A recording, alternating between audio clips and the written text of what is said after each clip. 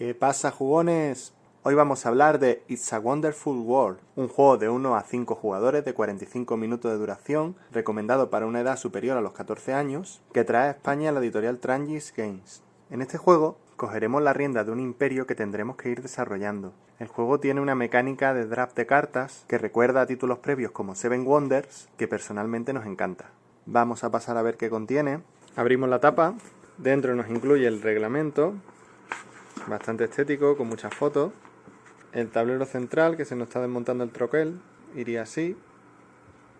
Las fichas de generales y financieros. Los mazos de cartas. Vienen un montón. Están muy chulos. Los cubos. Y una hojita para el recuento de puntos de victoria. Y el inserto. Vamos a destroquelar todo y ver cómo se juega. En primer lugar, colocaremos los dos trozos del tablero de la siguiente forma. Colocaremos los cubitos encima de su correspondiente color. De esta forma. Acto seguido colocaremos estas tres casillas que vienen adyacentes aquí. La del centro es para el Crystalium, que son los cubos de color rojo, por lo que también los colocaremos ahí. Colocaremos las fichas de personaje encima de la casilla de cada personaje. Así. Acto seguido, lo siguiente que hay que hacer es repartir una de las 5 cartas de imperio al azar a cada jugador. Tendremos que elegir si jugar con la cara A o B. La cara B es un modo simétrico puesto que todas las cartas aportan lo mismo a cada jugador. En cambio, con la cara A estaremos jugando un modo asimétrico en la que cada civilización es distinta y aporta diferentes cosas a cada jugador. Todos los jugadores tienen que estar usando la misma cara, es decir, o todos estamos usando la cara A o todos estamos usando la cara B. No puede haber jugadores usando la cara A y otros jugadores usando la cara B. Cuando hayamos decidido qué cara usar, pues barajaremos las cartas y le daremos una a cada jugador. Vamos a jugar, por ejemplo, con la cara B y como somos 3 jugadores, pues vamos a jugar con estos 3 imperios. Los otros 2 imperios que sobran, a la caja. Lo último que nos quedaría por hacer sería coger las cartas de desarrollo, barajarlas y repartir, en el caso de una partida a 3 jugadores, 7 cartas a cada jugador. Vamos a explicar el desarrollo de una partida de 3 a 5 jugadores, que es exactamente igual, y luego explicaremos la diferencia de la partida a 2 jugadores o el modo en solitario.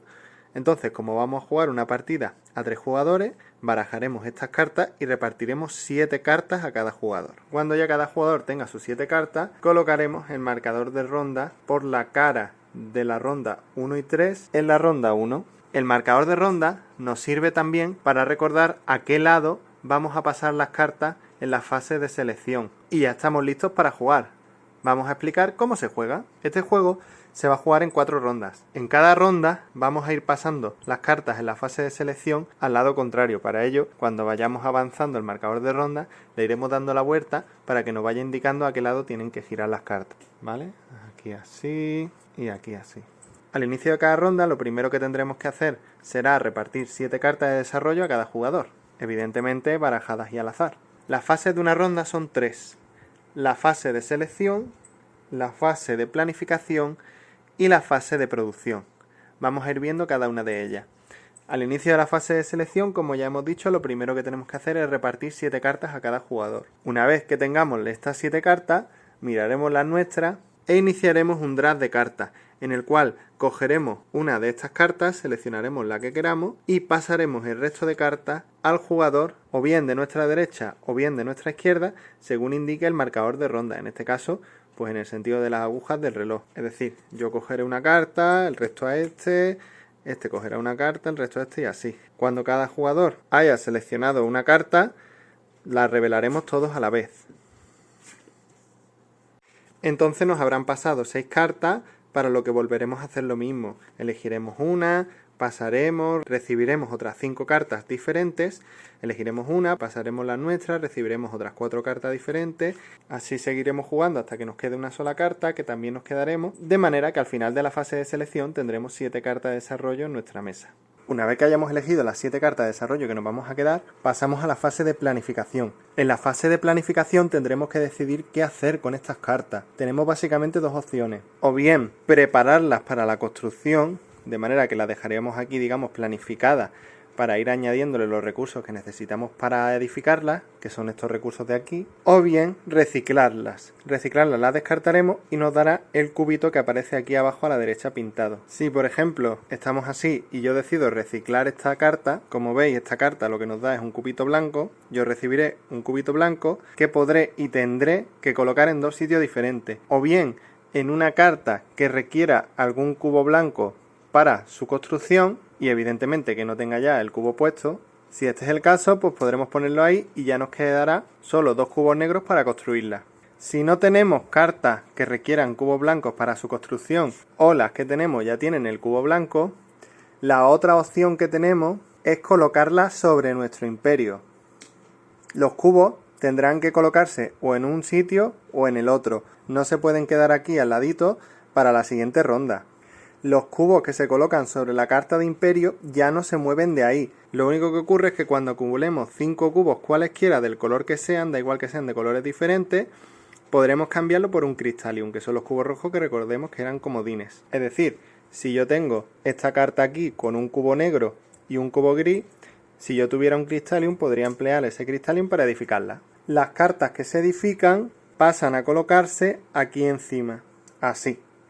Conforme vayamos colocando cartas, lo único que tenemos que dejar a la vista es la franja del color de la carta. Ahí aparece toda la información relevante para esta parte de la partida. Mencionar que no habría inconveniente en construir dos cartas que sean iguales. Estas dos cartas son iguales, pero no habría inconveniente en que las construyéramos las dos. Por lo tanto, si veis, la zona del jugador tendría a su vez tres áreas diferenciadas. 1. El área donde dejaremos las cartas que seleccionamos cada ronda. 2.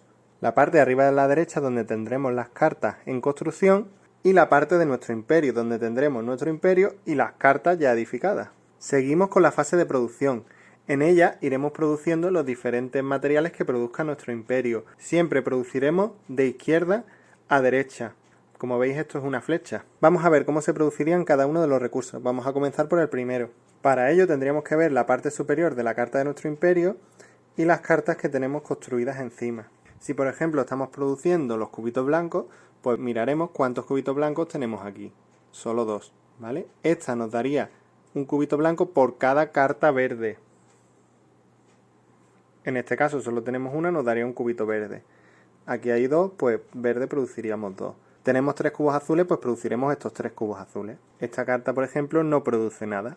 Si tenemos, por ejemplo, esta, que nos produce cubos amarillos por cada carta blanca que tengamos, que no tenemos ninguna, pues entonces esta carta no producirá cubos amarillos. Seguir el orden establecido es importante por lo siguiente. Si en la fase de producción del recurso blanco, nosotros que producimos 2 cubitos, terminamos la edificación de una construcción nuestra, esa edificación se construye inmediatamente de manera que la colocaremos en nuestro imperio. Gracias a esa edificación, por ejemplo, produciremos un cubo negro más y un cubo amarillo más, que, como se producen posteriores a los cubos blancos, los vamos a producir esta ronda. Cuando construyamos una edificación, los cubos que teníamos sobre la carta van a la reserva. Mencionar que la reserva es ilimitada, es decir, que si se agotan los cubos, pues usamos cualquier sustituto hasta que vuelva a haber cubos disponibles para que los podamos colocar. Mencionar que cada vez que se construye una carta, nos va a dar lo que aparezca pintado en esta zona de aquí. Por ejemplo, en este caso nos va a dar un financiero,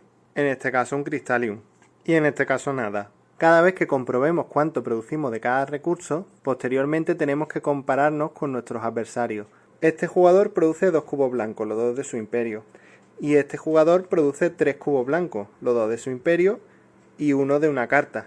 El jugador que más produzca de un recurso se va a llevar lo que aparezca aquí indicado. En este caso es un financiero, en el caso de los cubos negros es una general, y en el caso de los cubos verdes, por ejemplo, elegiremos entre o un financiero o una general. En el caso de los cubos amarillos, un financiero, y en el caso de los cubos azules, una general. Aquí, por ejemplo, los cubos blancos había ganado el jugador de la derecha, que se llevará una ficha de financiero y se la llevará a su imperio. Y así haremos con todos los recursos. Recordad recoger los cubos de cada recurso y o bien colocarlos sobre las cartas en construcción que tengáis disponibles, o bien colocarlos sobre vuestro imperio. No podéis dejarlo por aquí reservados para la siguiente ronda, no me hagáis follería. El Crystallium es el único material que una vez que se consigue no hace falta asignarlo a una carta o a una ficha de construcción. Se puede quedar aquí y asignarlo a una carta cuando queramos. Mencionar que no hay límite en cuanto a las cartas que podéis construir cada ronda. Si conseguís ponerle todos los recursos necesarios, se construye y listo. Mencionar que algunas cartas van a requerir necesariamente que le añadamos algún Crystalium para poder edificarlas. Aparte, hay cartas que nos van a exigir que les coloquemos fichas de personaje. Estas las colocaríamos encima como habitualmente. Si os lo estáis preguntando, no se puede usar Crystalium sustituyendo a las fichas de personajes. Con el Crystalium sí podríamos, si está esto así, que nos faltaría un cubo amarillo, pues colocar un cubo rojo en lugar del cubo amarillo y de esa manera edificarla. Mencionar que siempre que lo creamos conveniente, podemos descartar una de las cartas que están en la zona de construcción. Las cartas de construcción, una vez que se ponen en la zona de construcción, o se edifican o se reciclan, pero desde la zona de construcción. Cuando yo reciclo una carta de la zona de construcción, me va a dar un cubito verde, pero este cubito verde no voy a poder ponerlo en otra carta de construcción. Voy a tener que ponerlo obligatoriamente en mi imperio. Esto podría ser de interés, por ejemplo, porque si consigo un quinto cubito en mi imperio, podría cambiarlo por un Crystalium que me podría servir, por ejemplo, para terminar otra carta en construcción. Cuando acabe la cuarta ronda, nos olvidaremos de nuestra área de construcción y lo que tendremos que mirar en nuestro imperio es cuántos puntos de victoria tenemos. Los puntos de victoria nos lo van a dar todas las cartas y fichas que tengan este simbolito de aquí, ¿vale? Esto, por ejemplo, sería un punto de victoria que nos da esta carta. Existen también cartas que tienen multiplicadores. Esta, por ejemplo, nos va a dar 2 puntos de victoria por cada carta azul que tengamos en nuestro imperio. Acordaos que las fichas de personajes también nos van a dar puntos de victoria. Aparte que también hay cartas de desarrollo que nos dan puntos de victoria por tener esta ficha. En este ejemplo de contaje, pues aquí tenemos 15 puntos, 16, 17, 18, uno por cada general que tengamos, que como tenemos 3 son 21 puntos, y un punto más por el financiero, 22 puntos. Como veis es muy fácil. Cuando terminemos nuestro contaje, compararemos con el resultado del resto de jugadores y el que más puntos de victoria tenga será el ganador. En caso de empate, el ganador será el que más cartas haya construido. Si se mantiene el empate, será el que más fichas de personaje tenga. Y si aún persiste el empate, pues ambos compartirán la victoria. En una partida a 2 jugadores se juega exactamente igual. La única diferencia es que al principio, en lugar de repartir 7 cartas, se reparten 10. Vamos a ir haciendo el draft, quedándonos con una carta, pasando el resto, quedándonos con otra carta, pasando el resto, y así hasta que nos queden 3 cartas. Cuando queden 3 cartas, estas se descartan y listo. Lo único que nos da son más cartas diferentes para que tengamos más opciones de elegir. Como ya digo, el resto del juego se juega exactamente igual. En el modo solitario sí existen algunas diferencias. Vamos a pasar a explicarlas. En primer lugar, la fase de selección, en la que teníamos 7 cartas o 10 si éramos 2 jugadores, cogíamos una, pasábamos el resto y así. En el modo solitario no tenemos a quién pasársela, entonces esa fase queda sustituida.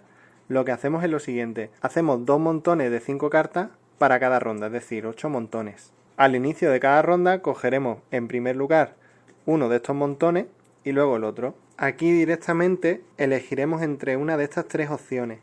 Lo primero que podemos hacer es quedarnos la carta en nuestra zona de construcción.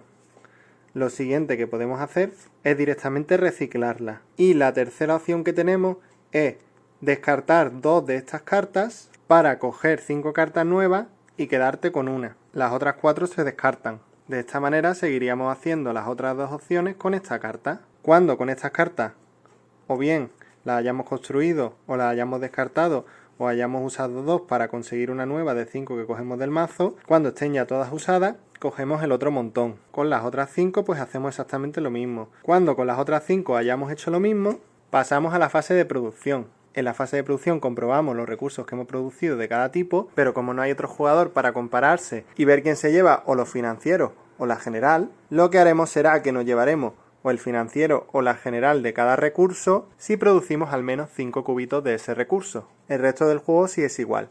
Cuando acabemos, sumaremos los puntos que hemos hecho y comprobaremos nuestro resultado con una lista que viene en el manual. Si hemos usado la cara B, pues simplemente esos puntos los compararemos y listo. Si hemos usado la cara A, con la que es más fácil conseguir puntos, pues tendremos que restar 15 puntos a lo que hayamos conseguido. Aparte, en el manual hay una serie de escenarios que están disponibles para el modo en solitario, los cuales cada uno tiene pues unas reglas especiales, habrá que poner unas cartas encima de la mesa y también tiene su propia tabla de puntos. Y esto ha sido todo de este It's a Wonderful World. Espero que hayáis comprendido la explicación, que disfrutéis ahora del juego y por nuestra parte nos vemos en el próximo vídeo. ¡Hasta luego!